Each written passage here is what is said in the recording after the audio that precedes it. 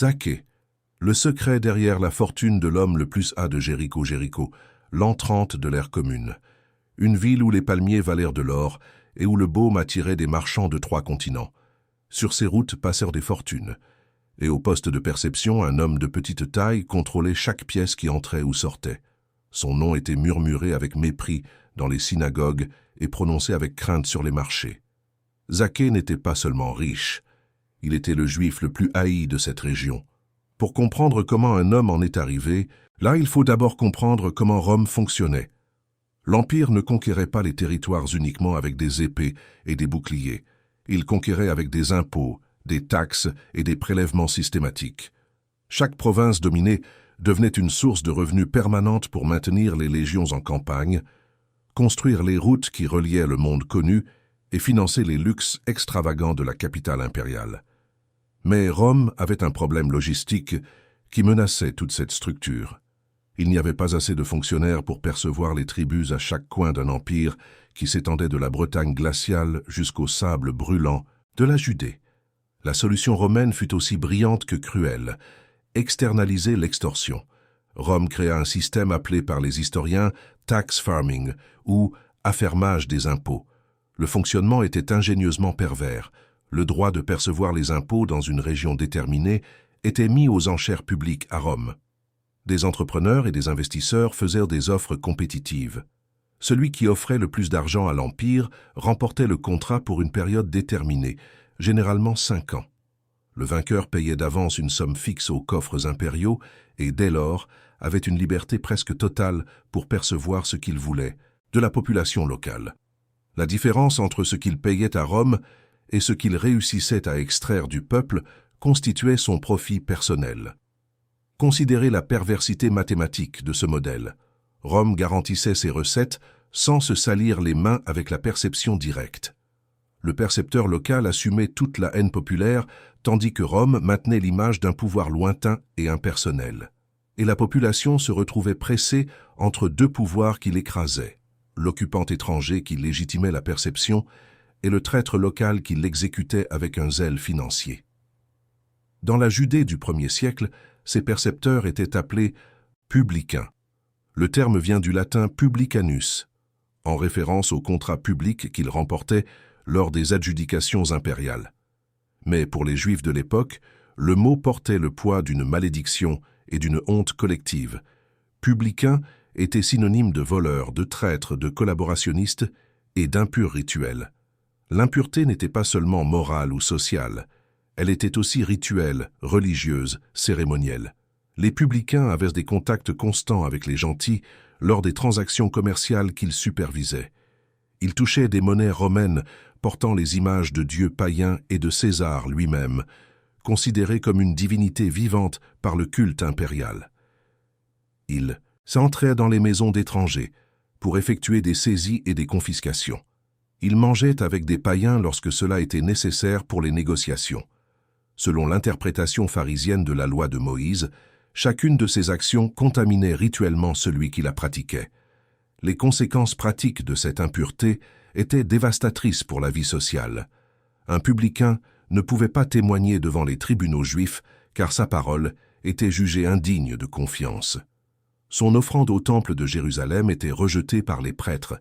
Ses enfants étaient empêchés de se marier avec des familles respectables. Manger avec lui à la même table équivalait, dans l'imaginaire religieux de l'époque, à manger avec des prostituées, des assassins et des idolâtres déclarés. Zaché n'était pas un publicain ordinaire, perdu dans la foule des percepteurs anonymes. L'évangile de Luc, chapitre 19, verset 2, le décrit par un terme grec spécifique, architélonès. Le mot combine arché, qui signifie principal ou chef, avec télonès, percepteur d'impôts. Zaché était le chef des publicains de sa région. Il n'était pas sur la ligne de front à négocier des centimes avec des paysans appauvris ou à se quereller pour des pièces avec de petits commerçants. Il supervisait d'autres percepteurs qui faisaient ce sale boulot. Il définissait les objectifs de collecte que chaque subordonné devait remplir. Il négociait directement avec les autorités romaines les termes des contrats et les quotas exigés.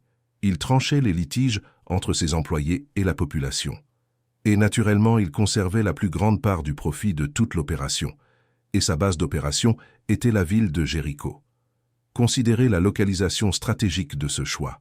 Jéricho se trouvait dans la vallée du Jourdain dans une dépression géographique impressionnante, à environ 250 mètres sous le niveau de la mer.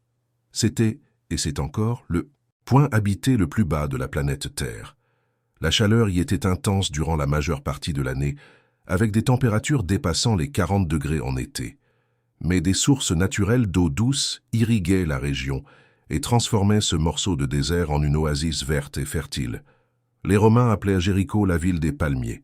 Des dattiers s'alignaient le long des routes et produisaient des dattes qui étaient exportées dans toute la Méditerranée. Mais le véritable trésor de Jéricho ne poussait pas sur de grands arbres, c'était le baume. Le baume de Jéricho était une résine aromatique précieuse, extraite avec une technique spécialisée d'arbustes cultivés uniquement dans cette région du monde. La plante ne survivait pas sous d'autres climats. Les tentatives de transplantation à Rome et dans d'autres parties de l'Empire échouèrent de manière répétée. Cela créait un monopole naturel qui gonflait les prix à des niveaux astronomiques. La valeur du baume dans le monde antique était comparable à celle de l'or à poids équivalents. La résine était utilisée dans des parfums de luxe que seule l'aristocratie pouvait acheter. Elle entrait dans la composition d'onguents médicinaux considérés comme miraculeux pour les plaies et les maladies de peau. Elle faisait partie des rituels religieux dans les temples de diverses traditions. Pline l'Ancien, naturaliste romain qui catalogua les produits de tout l'Empire, écrivit que le baume de Jéricho était la substance la plus précieuse de toute la Judée. Des reines d'Égypte et des empereurs de Rome payèrent des fortunes pour de petits flacons scellés. Jéricho occupait également une position privilégiée au croisement d'anciennes routes commerciales. Des caravanes d'épices venant d'Arabie passèrent par là en direction de la Méditerranée. Des marchands de soie ayant traversé d'immenses déserts s'arrêtaient à Jéricho pour se reposer et négocier. Des cargaisons d'encens destinées aux temples de Rome faisaient escale obligatoire dans la ville. Des marchands de tissus fins, de métaux précieux et de pierres semi-précieuses remplissaient les marchés locaux. Chacun de ces commerçants, chaque chameau chargé de marchandises précieuses, chaque cargaison d'épices exotiques, devait s'arrêter au poste de perception des impôts avant de poursuivre son voyage. Et celui qui contrôlait ce poste contrôlait un flux de richesses presque inépuisable. Maintenant, vous commencez à comprendre les dimensions réelles de la fortune de Zaché. Il ne percevait pas l'impôt de pauvres pêcheurs qui parvenaient à peine à nourrir leurs familles sur les rives de la mer de Galilée. Il ne négociait pas des centimes avec des bergers dans des villages oubliés. Il taxait le commerce international dans l'une des villes les plus prospères et stratégiques de toute la région orientale de l'Empire romain. Chaque flacon de baume exporté vers Rome ou Alexandrie passait d'abord entre ses mains. Chaque marchand étranger qui traversait la région payait un péage calculé par Zaché ou ses subordonnés. Chaque transaction commerciale significative laissait un pourcentage généreux dans les coffres qu'il contrôlait. Le système romain permettait et encourageait même les abus calculés de la part des publicains. Il y avait des taxes officielles établies par décrets impériaux, des documents spécifiant les pourcentages maximaux pour différents types de marchandises et de transactions. Mais la surveillance de ces règles était pratiquement inexistante dans les provinces lointaines. Rome se souciait de la valeur totale collectée, non des méthodes utilisées pour l'obtenir. Un publicain expérimenté comme Zaché connaissait des dizaines de techniques pour maximiser son revenu personnel. Il pouvait prétendre qu'une marchandise valait plus que ce que le marchand déclarait et percevoir l'impôt sur la valeur gonflée arbitrairement. Il pouvait exiger des paiements supplémentaires pour des services bureaucratiques inexistants ou inutiles. Il pouvait retarder délibérément la libération des cargaisons jusqu'à ce que le marchand offre un pot de vin pour accélérer le processus. Il pouvait simplement inventer de nouvelles taxes et défier le marchand lésé de se plaindre aux autorités romaines, lesquelles se souciaient rarement des disputes entre juifs et donnaient presque toujours raison aux percepteurs qui garantissaient la recette impériale. Zaché connaissait chacune de ces failles du système, et il les utilisait avec une maîtrise financière. Le texte biblique lui-même le confirme de manière sans équivoque. Lorsque Jésus entre dans sa maison cet après-midi-là, celui qui allait tout changer, Zaché se lève et fait une déclaration publique devant témoins. Il promet de rendre 4 fois la valeur à toute personne qui l'aurait lésé. Ce n'était pas une phrase aléatoire choisie par impulsion émotionnelle. Dans la loi de Moïse, consignée dans l'Exode au chapitre 22, versets 1 à 4, la restitution au quadruple était exigée spécifiquement en cas de vol avéré d'animaux ayant été vendus ou abattus. C'était la pénalité maximale prévue par la législation israélite pour les crimes contre la propriété d'autrui. En utilisant exactement cette formule, Zaché admettait publiquement devant Jésus et tous ceux qui pouvaient l'entendre que sa richesse incluait de l'argent volé à ses compatriotes. 4 fois. Pensez au volume financier que cela représentait. Si Zaché s'est engagé à rendre 4 fois tout ce qu'il avait extorqué au cours d'années d'activité en tant que chef des publicains, et qu'il a tout de même déclaré qu'il garderait la moitié de ses biens restants pour les distribuer aux pauvres, cela ne signifie qu'une chose. Sa fortune était absolument colossale, bien plus grande que ce qu'une personne ordinaire pouvait imaginer. Les historiens qui étudient l'économie de la période romaine estiment que le patrimoine accumulé par un chef de publicain dans une ville commerciale comme Jéricho pouvait équivaloir à des centaines de talents d'argent. Pour dimensionner ce chiffre en termes compréhensibles, considérez ceci. Un talent était une unité de poids équivalente à environ 34 kilos de métal précieux. Le salaire annuel d'un travailleur ordinaire, un charpentier, un pêcheur ou un agriculteur, était d'environ un seul talent. Un soldat romain de bas rang gagnait encore moins. Zaché accumulait possiblement une richesse équivalente à plusieurs siècles de travail d'un homme normal. Il était extraordinairement riche, même selon les standards des plus riches. Mais toute cette fortune s'accompagnait d'un prix qui n'apparaissait pas dans les registres comptables. Pouvez-vous imaginer ce que c'était que de vivre dans la peau de Zaché jour après jour, se réveiller dans un manoir luxueux, entouré de jardins irrigués et servi par des dizaines d'esclaves domestiques, tout en sachant que chaque voisin juif crachait mentalement en prononçant son nom. Avoir assez d'argent pour acheter n'importe quel objet matériel existant sur les marchés du monde connu, sauf une seule chose, le respect authentique de ses compatriotes. Entrer au marché de Jéricho pour faire des achats personnels et observer les commerçants s'éloigner discrètement, craignant d'être vus en train de discuter avec lui. Tenter de participer à une célébration religieuse à la synagogue locale et être empêché de lire la Torah ou de réciter les bénédictions parce que sa présence contaminerait rituellement l'espace sacré. L'isolement social d'un publicain de haut rang était absolu et inéluctable. Les amis d'enfance que Zaché avait certainement eus un jour ne pouvaient plus être vus en sa compagnie sans risquer une contamination rituelle qui affecterait leur propre famille. Sa famille biologique souffrait probablement du même ostracisme par association. Si Zaché avait des enfants, il portait la honte professionnelle du père comme une marque indélébile. S'il avait une épouse, elle était vue, par la communauté, comme la complice volontaire d'un traître collaborationniste. L'argent achetait le confort matériel en abondance, mais chaque pièce accumulée était une brique de plus dans le mur invisible qui séparait Zaché de sa propre communauté juive. Il y avait une solitude spécifique et cruelle dans cette condition de vie. Ce n'était pas la simple solitude de celui qui n'a personne physiquement à ses côtés. C'était bien pire. C'était la solitude de celui qui est constamment entouré de personnes qui le méprisent ouvertement ou dans un silence gêné. Zaché vivait dans une ville populeuse, pleine de gens dans les rues et les marchés, mais il était traité comme s'il n'existait pas réellement. Ou pire encore, comme si sa simple existence était une offense permanente contre Dieu et contre Israël. Et alors, Jésus arriva à Jéricho ce jour-là. La nouvelle se répandit dans la ville à la vitesse que seuls les potins importants peuvent atteindre. Le rabbi itinérant de Galilée franchissait les portes.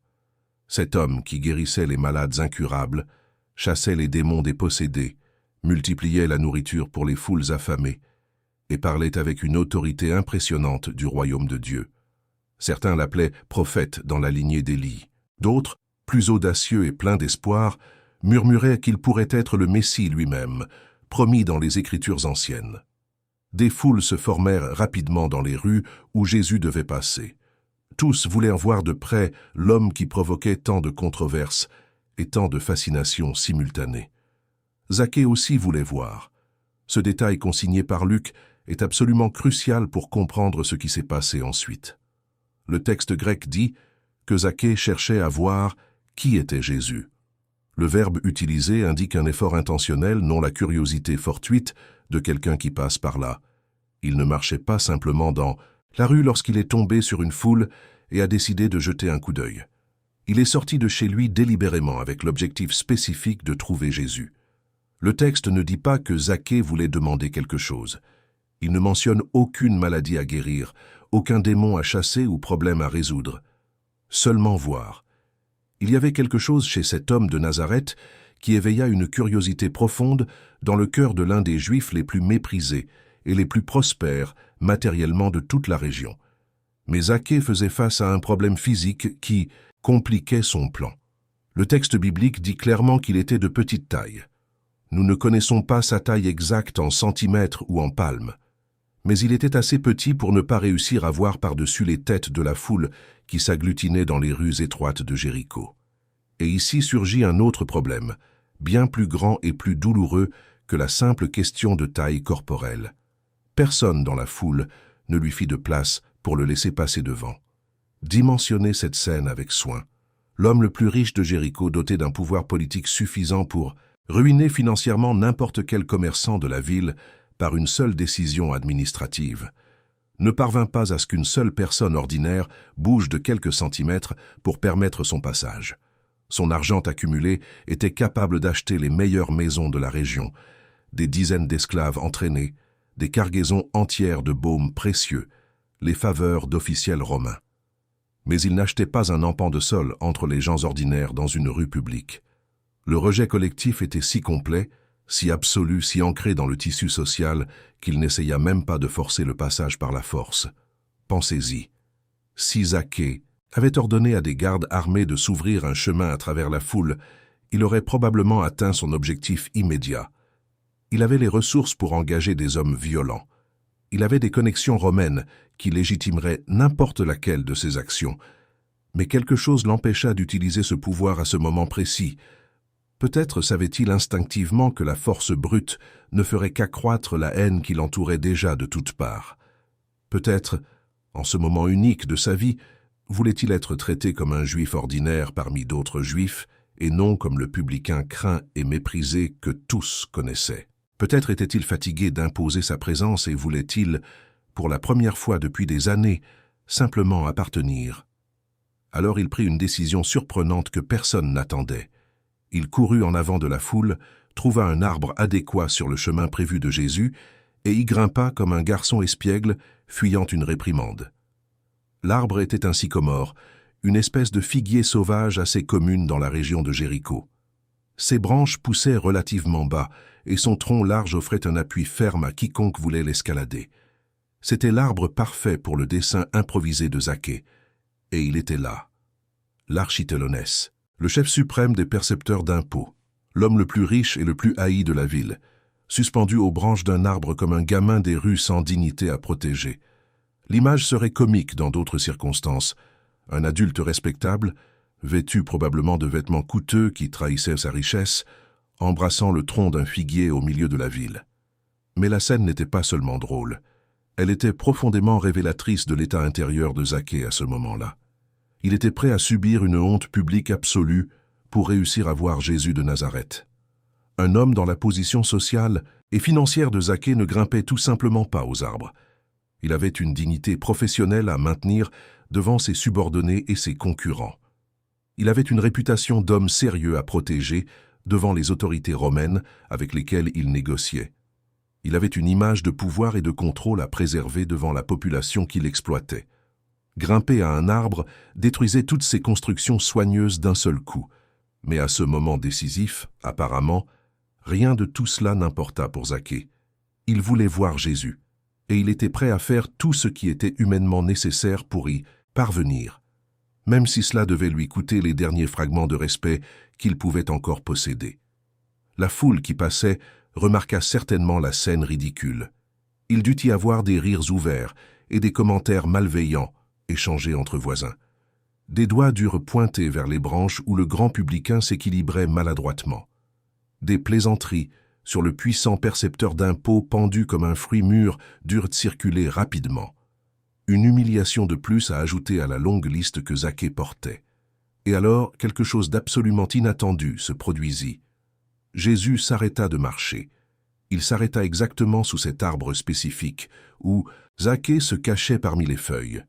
Il leva les yeux, directement vers l'homme qui tentait de passer inaperçu, et il appela Zaché par son nom personnel.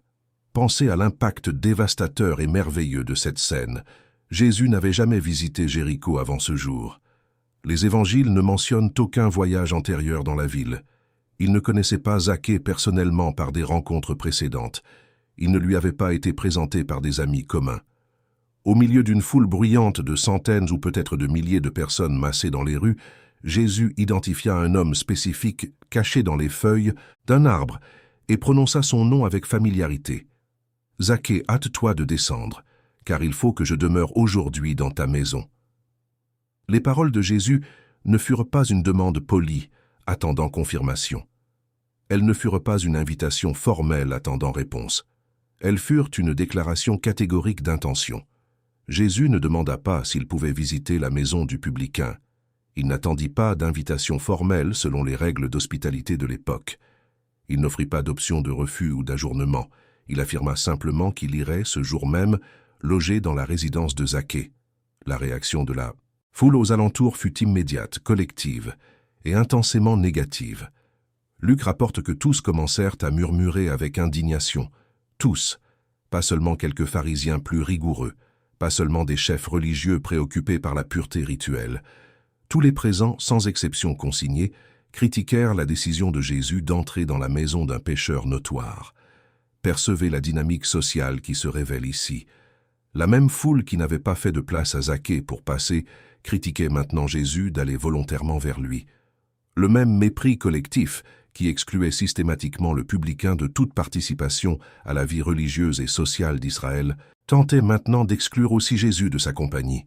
Le rejet de Zaché était si profond qu'il s'étendait automatiquement à toute personne qui osait s'associer à lui. Mais Jésus fit preuve d'une totale indifférence aux critiques murmurées. Il marcha jusqu'à la maison de Zaché tandis que la foule observait avec un scandale croissant. Il franchit la porte comme un invité d'honneur.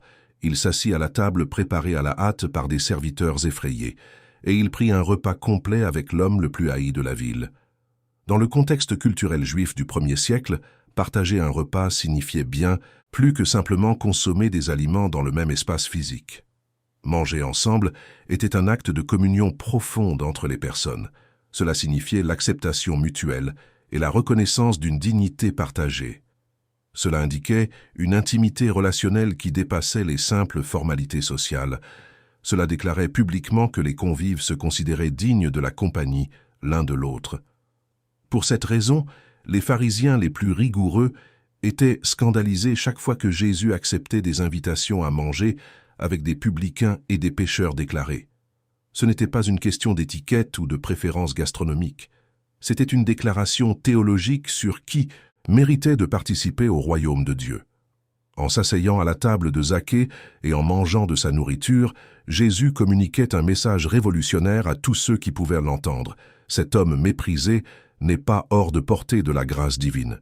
Ce qui se passa à l'intérieur de cette maison durant ce repas changea absolument tout dans la vie de Zaché. À un certain moment de la conversation, Zaché se leva de sa place et fit une déclaration publique devant tous les présents. Les paroles qui sortirent de sa bouche à cet instant allaient résonner à travers 2 millénaires d'histoire chrétienne. « Voici, Seigneur, je donne aux pauvres la moitié de mes biens, et si j'ai fait tort de quelque chose à quelqu'un, je lui rends le quadruple. » Il n'y eut aucune hésitation visible avant cette promesse extraordinaire. Il ne demanda pas de temps pour réfléchir aux implications financières. Il ne consulta ni comptable ni administrateur sur la faisabilité. Il ne négocia ni termes, ni conditions, ni échéancier de paiement. En quelques minutes après avoir reçu Jésus dans sa maison, Zaché s'engagea volontairement à défaire des années de pratiques exploratoires. La moitié des biens distribués immédiatement aux pauvres. Dans une fortune de la taille de celle que Zaché possédait certainement, cette promesse représentait une somme absolument astronomique de ressources. Des maisons élégantes seraient vendues et l'argent distribué. Des terres productives seraient liquidées au profit des nécessiteux. Des esclaves domestiques seraient libérés ou transférés. Des pièces d'or et d'argent gardées dans des coffres seraient versées dans les mains des mendiants.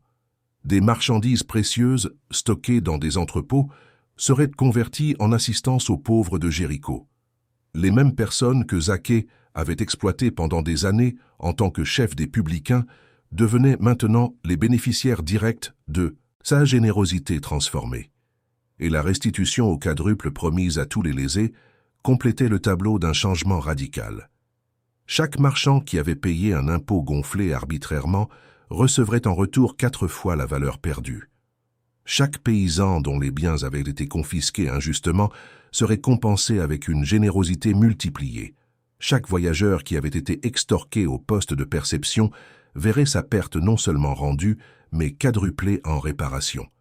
Si Zaché a réellement accompli cette promesse extraordinaire dans les jours et les semaines qui suivirent, et le texte biblique n'offre aucune raison de douter de sa sincérité, il a probablement terminé ce processus de restitution bien moins riche matériellement qu'il n'avait commencé cette matinée transformatrice. Le changement ne fut pas seulement spirituel, émotionnel ou théologique. Il fut concret, matériel, mesurable en pièces comptées et en propriétés transférées. La réponse de Jésus aux paroles de Zaché scella définitivement la signification de cette rencontre improbable. Le salut est entré aujourd'hui dans cette maison parce que celui-ci est aussi un fils d'Abraham, car le Fils de l'homme est venu chercher et sauver ce qui était perdu.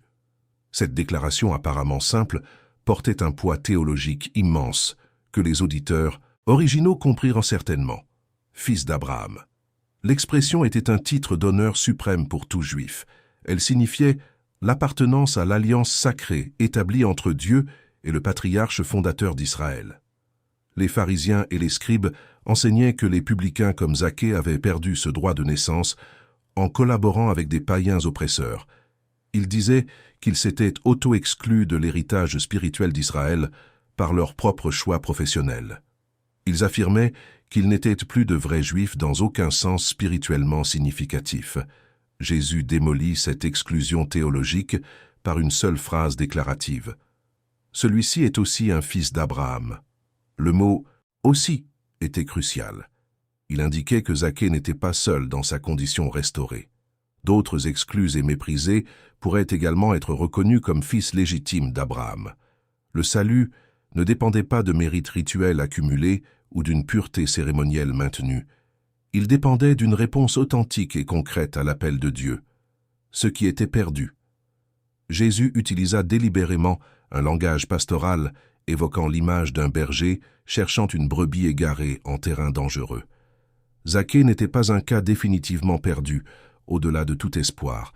C'était une brebis qui s'était éloignée du troupeau par des chemins tortueux et qui revenait enfin au bercail. L'initiative appartenait à Jésus, qui était venu activement chercher. La réponse appartenait à Zaché, qui reçut avec une joie sincère la visite inattendue. Cette rencontre transformatrice eut lieu seulement quelques jours avant les événements finaux à Jérusalem. Jésus était délibérément en route vers la capitale pour la célébration de la Pâque qui deviendrait sa dernière expérience terrestre. Jéricho se trouvait à environ 25 kilomètres de Jérusalem en ligne droite, bien que la route réelle fût plus longue à cause du terrain montagneux. De là, Jésus montrait les pentes escarpées des montagnes de Judée jusqu'à atteindre la ville sainte où il serait reçu avec des hosannas, trahi par un disciple, arrêté de nuit, jugé illégalement, torturé publiquement et exécuté sur une croix romaine. Au milieu de ce voyage solennel vers sa propre mort sacrificielle, Jésus arrêta délibérément sa marche pour sauver un percepteur d'impôts haï de tous. Il y a quelque chose de profondément intentionnel et de théologiquement significatif dans cette séquence d'événements consignés par Luc.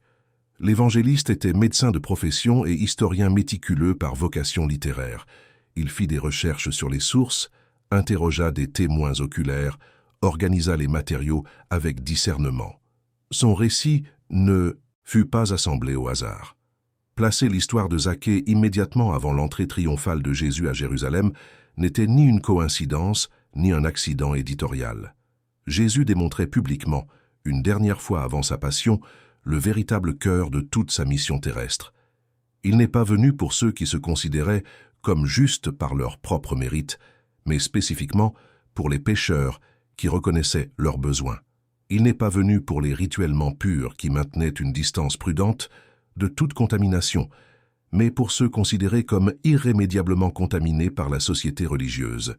Il n'est pas venu pour les socialement acceptés qui avaient une place garantie dans les synagogues et au temple, mais pour les rejetés qui ne parvenaient même pas à se faire une place dans une foule de rues.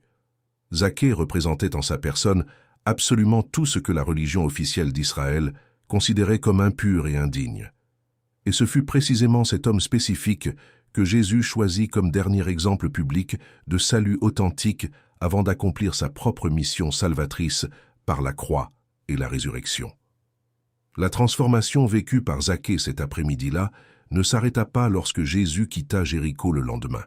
La tradition chrétienne primitive a préservé des mémoires et des récits sur ce qu'il advint de l'ex-publicain dans les années ultérieures. Selon certaines sources anciennes écrites dans les premiers siècles de l'ère chrétienne, Zaché devint un disciple engagé de Jésus et un membre actif de la communauté des fidèles. Après la résurrection et l'expansion initiale du mouvement chrétien, il aurait été ordonné évêque de la ville de Césarée par l'apôtre Pierre lui-même. D'autres traditions alternatives le placent comme compagnon de voyage de Pierre, lors de périples missionnaires à travers le monde méditerranéen. Il n'existe aucune possibilité de vérifier historiquement la précision de ces récits tardifs. Ils apparaissent dans des textes écrits des générations ou des siècles après les événements qu'ils décrivent. Ils peuvent contenir des élaborations pieuses ou des confusions avec d'autres figures historiques aux noms similaires. Mais le simple fait que de telles traditions aient existé et circulé démontre quelque chose d'important. L'histoire de Zaché continua de résonner vivement dans la mémoire collective des communautés chrétiennes primitives, bien après cet après-midi à Jéricho. Il ne fut ni oublié ni considéré comme non pertinent après sa rencontre avec Jésus. Sa transformation demeura un exemple vivant et inspirant pour les générations suivantes de convertis. Ce qui reste absolument vérifiable, c'est l'impact théologique et pastoral durable de son bref récit. Zaché est devenu l'exemple permanent et universel que personne, indépendamment de son histoire passée ou de sa réputation présente, n'est définitivement hors de portée de la grâce transformatrice de Dieu. À travers les siècles suivants et jusqu'à nos jours, des prédicateurs d'innombrables traditions chrétiennes ont utilisé le nom de Zaché pour illustrer ce que signifie un repentir sincère suivi d'une action concrète. Sa décision immédiate de restituer 4 fois la valeur volée est devenue un modèle pratique de la manière dont la conversion intérieure produit nécessairement des fruits extérieurs mesurables. Son humilité surprenante en grimpant à l'arbre devant toute la ville est devenue le symbole universel d'une recherche sincère de Dieu qui dépasse les préoccupations de dignité ou de réputation personnelle. La maison, qui était autrefois le symbole suprême de l'exploitation systématique, est devenue un lieu de restitution généreuse et de réconciliation communautaire. Les pièces qui entraient par une perception excessive et frauduleuse commencèrent à sortir pour réparer les dommages causés et soulager les souffrances d'autrui. Jésus n'exigea pas que Zaché abandonne absolument tous ses biens pour prouver sa sincérité. Il lui demanda de transformer radicalement l'usage et le sens de ce qu'il possédait. La déclaration finale du Christ sur Zaché continue de résonner à travers les siècles avec une force inaltérée. Le salut est entré aujourd'hui dans cette maison, parce que celui-ci est aussi un fils d'Abraham. Par cette seule phrase prononcée dans une salle à manger de Jéricho, Jésus défie des années d'exclusion religieuse institutionnalisée. L'homme que les pharisiens les plus rigoureux considéraient comme trop impur rituellement pour même fouler les parvis du temple de Jérusalem, fut publiquement déclaré héritier légitime de la promesse sacrée faite à Abraham des millénaires auparavant. Zaché n'eut pas besoin de changer de profession pour être déclaré sauvé. Il eut besoin de changer son cœur, sa relation à l'argent, sa posture devant ceux qui l'avaient lésé. Et c'est peut-être là exactement le point central que beaucoup de lecteurs pressés manquent lorsqu'ils parcourent rapidement cette histoire apparemment simple. La transformation salvatrice de Zaché ne commença pas au moment où il descendit de l'arbre en répondant à l'appel de Jésus. Elle commença avant. Elle commença lorsqu'il prit la décision risquée de grimper sur ce sycomore devant toute la ville qui le méprisait. Lorsqu'il choisit volontairement l'humiliation publique complète uniquement pour réussir à voir de loin celui que tous disaient être le Messie promis. Lorsqu'il admit silencieusement, par l'acte même de grimper à l'arbre, que toute son immense richesse accumulée ne parvenait pas à combler le vide profond qu'il portait dans sa poitrine. Le salut trouva Zaché au moment précis où il reconnut sa propre fin spirituelle. Jéricho continue d'exister en tant que ville habitée de nos jours. Les ruines archéologiques de la période romaine peuvent être visitées par les touristes et les chercheurs. Des fouilles scientifiques ont mis au jour des restes d'anciens pressoirs utilisés pour extraire le précieux baume, des fondations de maisons luxueuses ayant appartenu aux élites locales, des fragments de céramique fine importés et des monnaies romaines du 1er siècle éparpillées sur le sol. La ville qui fut un jour un centre vibrant de richesse et de commerce international est devenue un site archéologique étudié par des universitaires du monde entier.